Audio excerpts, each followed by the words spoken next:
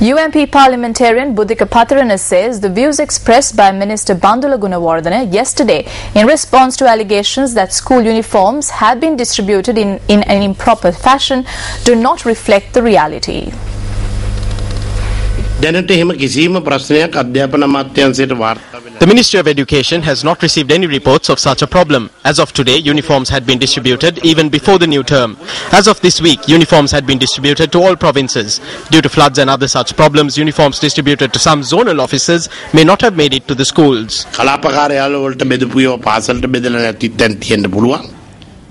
මේක අමූලික පට්ටපල් බොරුවක්. මම වගකීමක් ඇතුවද කියනවා. This is a blatant lie. I can responsibly state that uniforms have not been distributed in some areas where neither floods, seawater nor even a drop of rain were experienced. Children at the Kumaratunga Munidasa College in Dikwalla Matara have not received uniform material as yet. Vijitha Central College in Dikwalla, which is a national school, has not received it either. The Deyandara National School has not received uniforms. The Deyandara Primary School has not received uniforms. Methodist College in Hakmana has not received uniforms. I only mention the names of several schools. This is the situation in the entire country. I see this as an inappropriate statement made by an education minister to deceive the public. When Minister Bandula Gunawardena was in the UNP, one of his slogans was that it is the same if kings become fools or if fools become kings. We now have a question as to whether this is more or less applies to most politicians led by Bandula Gunawardena in the Education Ministry.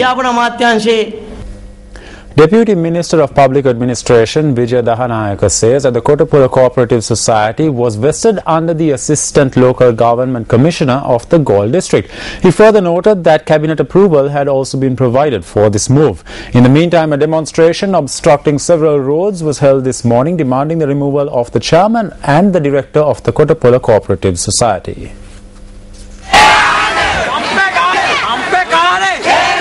The employees of the Kotapala Cooperative Society engaged in a protest this morning demanding that the board of directors and the chairman be removed. Today's demonstration was another phase of the protest launched on the 17th of December last year. Commuters were severely inconvenienced as traffic along the Deniaya Matara road came to a standstill. When we made inquiries, the chairman of the Kotapala Cooperative Society, Bandhu Ranawaka, had this to say about the allegations that have been made. Over the past 2 weeks, attempts have been made with the assistance of a group of employees to remove the board of directors.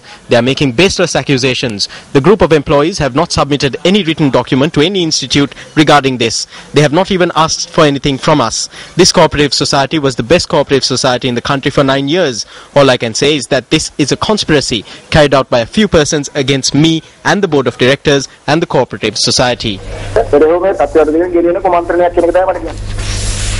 One person was injured when a train crashed into a cab which was parked at the access point to a private storage facility in China Bay in Trincomalee.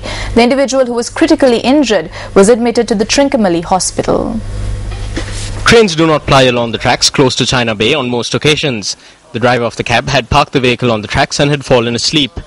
The police said that the individual in question was trapped inside the cab during the accident. The individual was pulled out of the cab following several attempts. And it's time now for the newspaper cartoon of the day.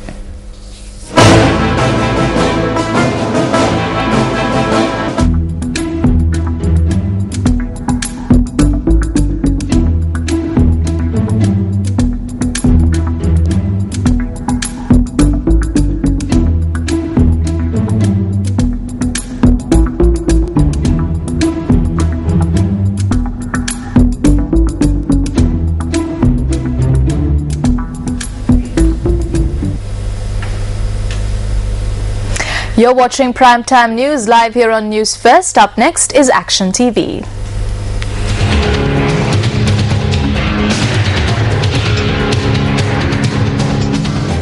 The chairman of the National Aquatic Resource Research and Development Agency, or NARA, guaranteed today that NARA employees directly involved in providing consultancy services for the Colombo Port Expansion project will receive a portion of the monies due to them from the revenue of the project by Tuesday. The chairman made this guarantee during a discussion with a group of these employees today.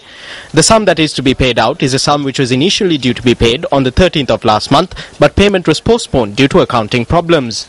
The administration at Nara is paying out portions of the money owed to employees in spite of the fact that the consultancy service project concluded on the 31st of December 2011 and revenue exceeding 66 million rupees earned from the project had been received by February 2012. On the 10th of last month, the chairman of Nara told Action TV that a sum of about 18.5 million rupees, which would be left as balance revenue from the project once the arrears of employees directly involved in the project were settled, would be distributed among the remainder of the employees as a New Year allowance.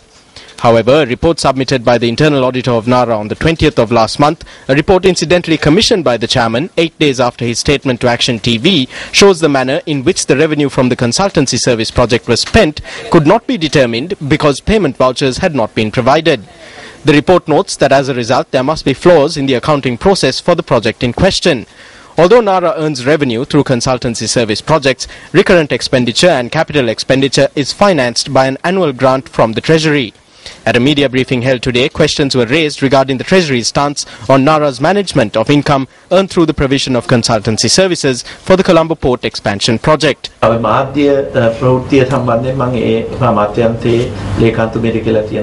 the media report, I notified the Ministry Secretary to inform us on the situation. In 2011 and 2012, the Public Accounts Commission has pointed out several shortcomings in this regard. As a whole, we will be introducing broad reforms for public enterprises.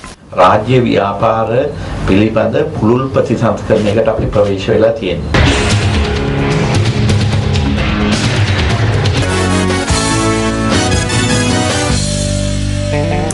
Taking a look at some sports news now. Australia were leading by 48 runs at the close of play on day 2 of the third and final test against Sri Lanka in Sydney, Australia.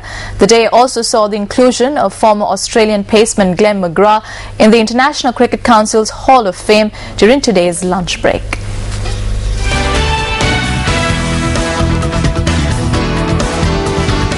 Australia, who resumed play on day 2, posted 342 runs for the loss of 6 at stumps.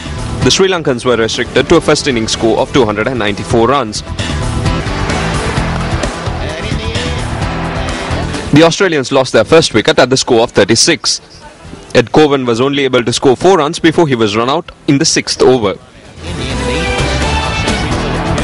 Philip Hughes and David Warner then put up a second wicket partnership of 130 runs, which saw Hughes reaching his 5th Test half-century. Hughes scored 87 runs of 143 balls, which included 9 boundaries. He's played the crease pretty well. David Warner also reached his 5th half-century before he was dismissed off the bowling of T.M. Dilshan, scoring 85 runs. Rangana Herath bagged 2 wickets for 69 runs.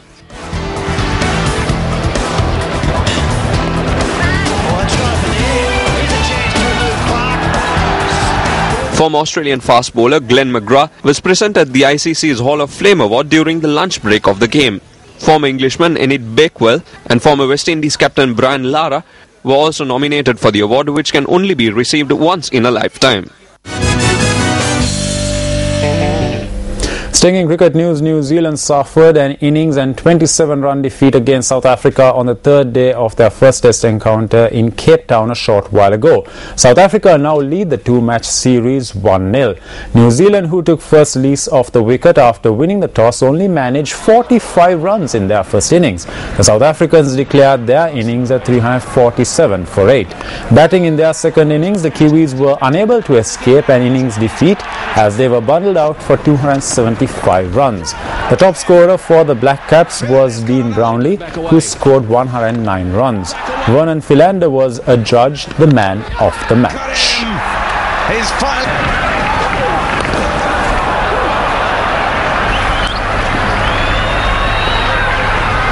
Hurry back. Oh dear, I reckon he's gone. I reckon he's been run out without facing to ensure that it. Bowling attack of Morkel, Steyn, Callis, Philander and Peterson.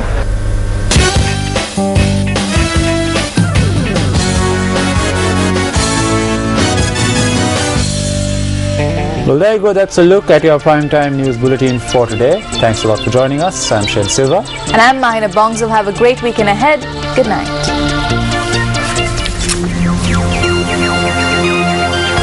Hotline 0114-896-896 www.newsfirst.lk. Feedback